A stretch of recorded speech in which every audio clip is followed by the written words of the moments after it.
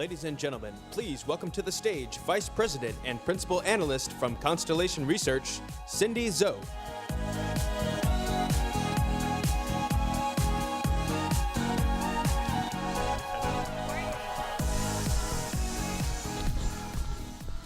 Hello, good morning to day two. Wow, we started off with Kim Scott. Real quick, I've been recommending her book to a lot of aspiring marketing leaders, and really it was fantastic to hear her live. But I am more excited about this particular panel because this morning when we sat down for breakfast and we started talking about the panel and some of the, I felt so inspired, and they represent the best of any marketing executive in any industry, and they're all in very diverse industries and very different perspectives. So I am so thrilled to be moderating this particular panel. I consider it my honor. So let's go ahead and get started and start with introduction. So Kenny, tell us a little bit about yourself. Hi, first, everyone. I've been in marketing in some capacity for about 25 years, both the agency side, consulting side, on the brand side. And for the last 4 years, 4 seasons, I had ran marketing for the Golden State Warriors. So marketing and digital. Fantastic. Michelle. I'm Michelle Smith. I'm Vice President of Marketing for the O.C. Tanner Company. We are a 90-year-old global incentive and recognition firm. So we help companies appreciate people who do great work and help them to do great work. I'm Rich Keilberg. I run corporate marketing and communications for the world's largest technology distributor in terms of products, services, and solutions. It's called Arrow Electronics. Hello, everyone. My name is Alan Mask. I'm Vice President of Marketing Intelligence and Partnerships at Sonos. So I lead our global product marketing teams, our consumer intelligence teams, as well as our strategic partnerships and BD teams. Perfect. These are all drivers of strategic business change within their companies. So let's go ahead and dive right in. You know, there's a lot of expectations being put on marketers now to own the entire customer experience. Can you talk a little bit about your organizations and how did that work? And did you feel like that's too much pressure to put on a CMO and marketing executive? Hey. Too much pressure. We live for pressure. I know. I mean, if you can't deal with pressure, then CMO is probably not the right role for you. I absolutely think that the CMO should be responsible for the entire customer journey, the entire customer experience. I mean, if a CMO is not going to step into that, then there's going to be someone else that is going to step into that. It's either going to be a chief customer officer, or it's going to be divvied up between CIO, CTO, whatever it is. Now, what I would say is that it's critically important to build partnerships within the C-suite, because no one's an island. Certainly no CMO is an island right now. You have to work with your CIOs, you have to work with your CTOs, certainly your CEO, but ultimately the responsibility, and certainly at the Golden State Warriors it was, I actually had digital report to me, which was great. So I actually could take and understand the needs of our fans and be able to deliver a customer experience, get real-time feedback, and work in parallel with the C-suite, which was great. Yeah, absolutely. There's no issue with selling out the stadium right now for No. the Golden State or the Oracle Arena. That's not the problem. Well, that's the thing. I mean, you know, right now, obviously, we're doing really well. So the arena fills up. But that's only one aspect of how we would engage with a fan. I mean, the whole concept of strength in numbers is that we have impact, and we you know, it's more of a motto, not a marketing slogan. We have impact in the community. We have impact in terms of the different organizations we support. The actual coming together to play on the court is only one aspect of what we do. And to tell you the truth, it's very limited. There's only 25,000 people that we can fit in there. Right. But our fan base is global. So it's important to have that perspective. Perfect. Thank you, Kenny. And Michelle, you know, we talked a lot about marketing and HR, and I got to tell you, when I said that in my opening, I had a lot of folks come up and say, that's a great theme to talk about, because it's about employer brand as a part of your corporate brand. And you are such an evangelist of this. So let's talk a little bit about that. How does customer experience, which a lot for O.C. Tanner is about that employee experience. Exactly, and so I agree with everything Kenny said, and I would say partner, however, with your CHRO, because the customer experience doesn't just end at the customer. It really begins at the employee, and a couple of things are going on. First, we have our corporate brand that we all work so hard to develop in marketing, but HR is developing the employer brand. And the problem is often those two are very distinct. They're not congruent, they're not authentic, they're not aligned to each other. So you have inconsistency, which confuses the customer, doesn't help you attract great talent to your organization because they feel that inconsistency. And the real opportunity is there to work together to make sure you have a consistent brand. And I think what we have to be very aware of is that no matter how well we do with our brand, the moment that the customer interacts with our employee, no matter how good our pricing is, our product, our service, whatever, it's a fail if that customer experience with the employee is not really exceptional. So we as marketers have to think that all the way through, and the best thing that we can do is to work with HR to make sure that that employee is going to deliver that experience for the customer. And we can help them develop better talent, attract better talent using marketing techniques. They can give us great stories that we can use in marketing about what it means to work here and be a great employee and a great employer. So there's a lot of benefits. And I'll just add one more. I saw data last week that on 77% of investor calls now, CEOs are being asked about culture and talent, and they're not really comfortable in how to express their business in terms of culture and talent. Another great place for a CHRO, CMO partnership to help that CEO explain that on investor calls. Absolutely. I completely agree with that because it really is employer brand goes into suppliers looking at doing business with your company, and they're evaluating how your employees feel about the company too, because they're afraid of turnover. What if you go out of business? Exactly. Right, as a supplier. So Rich, Aero Electronics, Fortune 500 company, you're on the cusp of IoT, this IoT revolution. And so what's changing in marketing and customer experience in Aero?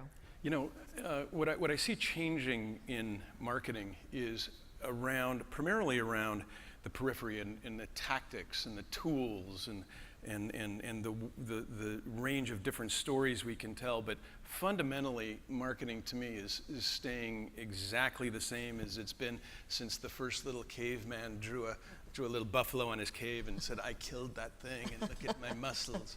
So the fundamentals of marketing, I think, are still intact. But the way that we're able to both create messages and tell stories as well as distribute them is changing radically and very rapidly. So almost for a marketer, I feel as though it's almost more important, less to be an expert in these technologies and in these new tools that we have, so much as being someone who's able to have the characteristics of adjusting to change and working with teams of people who are expert at social media or search engine optimization or AI, and pull them together more as a general manager really than as a professional marketer. Yeah, who would have thought search engine optimization would be a huge job for a marketer, right? When we all started, and I don't want to age myself either, but that was unheard of. That was not a job that existed. And Alan, over at Sonos, you've got the cool brand in home audio.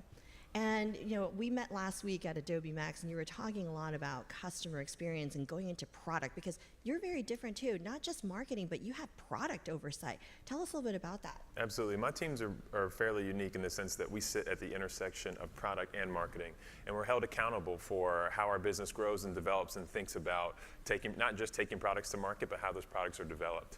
And so I think what we're starting to see is the marketing teams, or at least per my purview and per my CMO's purview, is not just doing the advertising like it once was. It's prioritizing features, it's unboxing, it's setup, it's optimization, it's enjoyment. And so we're accountable for a lot more than I think a traditional marketing team was. And it's not just because we're trying to be on the cutting edge of marketing strategy and the way people are thinking about marketing this day and age. It's because the business needs it, the customer needs it. And so I think for us, we're finding ourselves being a lot more athletic as a marketing organization than we would have been maybe 10 years ago. Yeah. And Alan, you do a great job. Your company does a great job in partnering, right?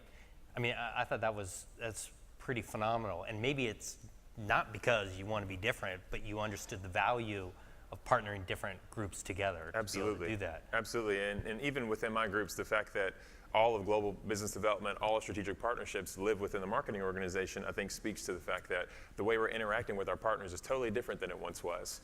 And so we're fortunate in that we get a chance to interact with and connect and build with some of the biggest technology companies in the world. Amazon, Google, Apple, like leadership at each one of these teams I'm constantly in contact with.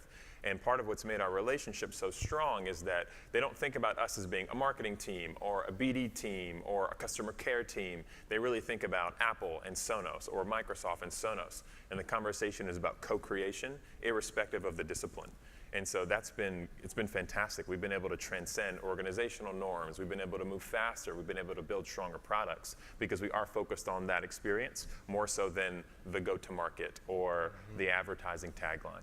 Yeah. See, so you're getting more upstream. Absolutely. Which I think is what marketers are always trying to do. Absolutely. Getting more upstream. Yeah, and if you were in Steve Lucas's session yesterday, he talked a lot about, you know, when sales isn't going well, people go to the marketing tree and start shaking for leads. And these are all examples of CMOs and marketing executives that, you know, leads are just one tiny aspect of what you're working with.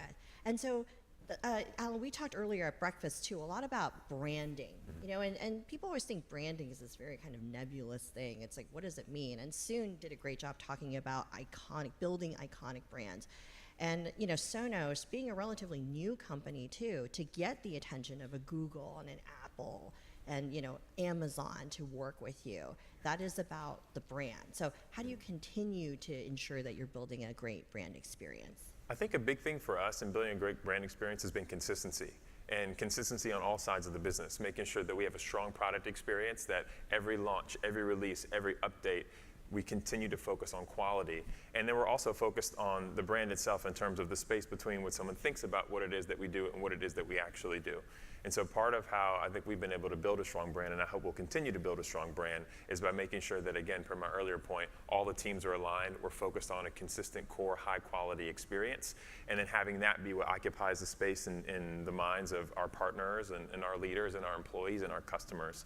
And that helps open doors. That helps, you know, people pick up the phone when we call, and it helps our customers keep coming back for more. And that's a fundamental shift from how a lot of marketing departments work. You know, we tend to work in silos. We don't really have an enterprise mindset, which is something we absolutely have to adapt. We have to be aware of what's going on and sort of that curator of all things and be thinking, raising our thoughts above what's going on in the organization and how do we all play well together and get to the goal we need to achieve rather than just focusing on the tactics and to that point, marketing. and to your point, I think the CMO is more important now than it ever has been because the CMO in a high-performing organization is required to carry more than he or she has before. And so I think we're actually at a really interesting time for marketing because marketing is meaning more than it ever has. Absolutely. And something else I want to turn to Rich about too is Rich has you have oversight over communications. And this is something a lot of people kind of ignore is that when something catastrophic happens, and let's look at this, you know, Equifax data breach situation, is that ultimately, yes, there's an IT impact, there's, you know, the CEO stepped down because of this whole situation, but communication-wise, it comes up to the CMO's job to do all of the PR and crisis management. And so, Rich, as also a executive that has oversight over communications, what kind of advice would you give marketers on how they should ensure that they stay on the forefront of Yeah, I'd like to add an observation in the connection between that great question and the discussion about brand, because when you think about a product, okay, you can have the greatest audio product on earth, but the job of the marketer is to make it, who cares? Come up with communication protocols to make people care. And we do that around these products in our companies, right? Well, the thing about brand is, if you believe that culture is important in your company, and people say, oh, the culture is critical in our company. Yeah. Brand is the communication of the culture. Yep. Yeah. Yeah? So the brand says, this is what the culture is. So the brand is like the product features for a product relative to culture. And the communications portfolio, it's critical for us at Arrow to link it to marketing because I'll give you an example of like the beer industry, where the communications team in the beer industry might be saying, we've got the most natural hops, we're environmentally friendly, really concerned about clean water, and the marketing guys have got people in bikinis and they're dancing on the beach and in limes and bottles and stuff. And it's like, well, wait a minute. And the marketing people will always win. And they'll win because their budgets are higher, and their budgets are higher because they're tied to revenue. And the communications people are going to be saying lovely things out there. They're going to get overwhelmed. So if they're not on the same page, communications and marketing, then you're vulnerable. And when something happens like what happens to Equifax, there's nothing on earth that the communications team can do to overwhelm the fact that the marketing people are on another page, if that makes sense. Yes, And we shoot ourselves in the foot a lot of times too. It's very easy for marketers to say, we do have #1 market share, we have the best product, we have the best pricing, we've got the best placement, you know, and feeling very secure and comfortable. And yet, to my point earlier, if at the moment that the customer experiences your brand, there's a fail and something goes wrong, you know, we've created that. So we can't get comfortable with the successes that we're having. We have to continually be thinking forward about what's the next step and how do we prevent those issues so there isn't a disconnect between what we would like to see and continue and what's actually happening on the ground. Absolutely. That sounds great, Michelle. And Kenny, earlier at breakfast too, we were talking about, you know, the partnership, and you just touched upon that, the partnership with the rest of the C-suite. I mean, for the Golden State Warriors, you're kind of at the forefront of fan engagement because you're competing with TV, and I learned a lot from Paul's panel yesterday. That's true. There's so many other options. I mean, people can get their scores and real life stats on their Twitter feed. And so, you know, talk a little bit about that partnership, because you were talking about your conversations with your CFO about some of the innovation you wanted to put into the stadium and for fans. Yeah, I think that there's always a challenge in aligning metrics of success. So a marketer would say, no, I think this is a great idea. We got to step into this. This is a new space. I understand where we're going in technology. We have to try this. Like, for example, we were one of the first teams to step into beacon use, right? When it was new, we stepped into that.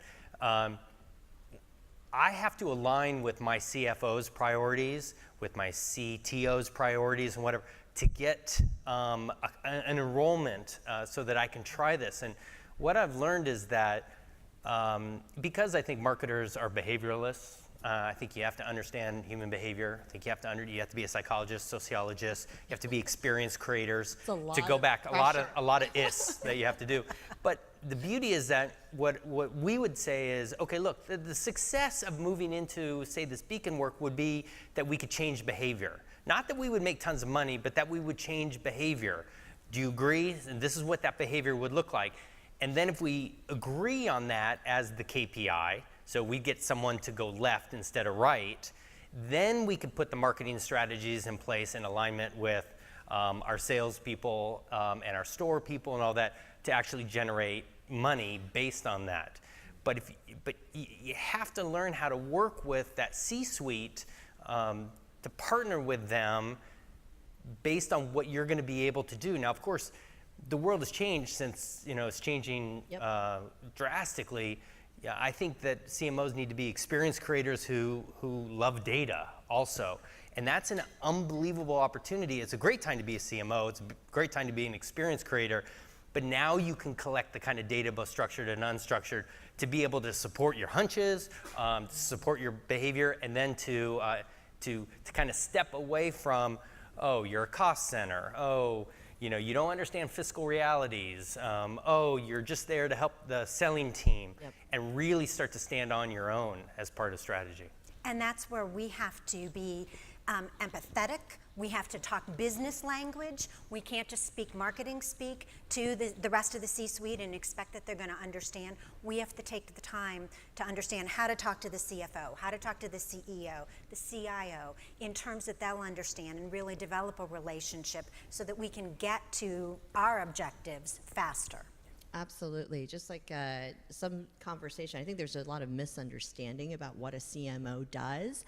And so for our last question for our panelists, I'd love to kind of hear, what advice would you give an aspiring marketer or someone who is on their career path to becoming a CMO? What would you tell them about what skill set they would need to build upon? Because you touched upon a lot of topics. It's about collaboration, showing business value. It's about data. So real quick, let's just go, each have one recommendation, tip, suggestion. Let's start with Alan. Yeah, for sure. We talked a little bit about this at breakfast, and one of the things that I'd recommend, or a piece of advice I'd give to up-and-coming CMOs or current CMOs, is to really focus on outcome over output. And so, to Michelle's point earlier about we need to align, we need to be able to speak the language of our CFOs and our CEOs. Part of what I think will make you successful in that environment is being aligned about what it is we're trying to create together versus what it is that you're doing and is that good or bad. So quick example, instead of being in a conversation with your CEO or your CPO about, I don't like that ad, be in a conversation about how that communication is not solving a problem that you agreed together you would tackle. And so I think really being focused on the outcome more so than the output itself would be what I would recommend. Great. Rich? That's such excellent advice. I'm going to have to start doing that. Yeah, please do. For everyone. Hard to follow. Yeah. I would encourage people that are interested in marketing to really, really nurture curiosity. I think that you can become actually really proficient at marketing pretty quickly. A year or two of study, and you can get really good at it. But what really differentiates the great marketers from the ones that are just going through the motion is that curiosity about math and engineering and science, and then the arts, and going to museums and looking at painting and sculpture and music, and just becoming absorbed in all kinds of different disciplines that then as a marketer you can pull from and connect dots that are otherwise, maybe surprising to other people. And then you're able to create content and distribute it in ways that are really surprising and joyful, like the magician here did, the first day we were together. Yeah, it's lifelong learner. Be a lifelong learner is what it sounds like. Michelle? And marketing is a great profession, and you absolutely should go into it, but do not be a marketer. My advice would be a business person with marketing expertise. So bring that wealth of experience and education to the role. Help other people see what's possible in marketing. Be a risk taker. Collaborate with your colleagues in the C-suite. Always be in beta. Don't be afraid to take a risk. You just have to keep moving forward, fail fast, learn, and move on.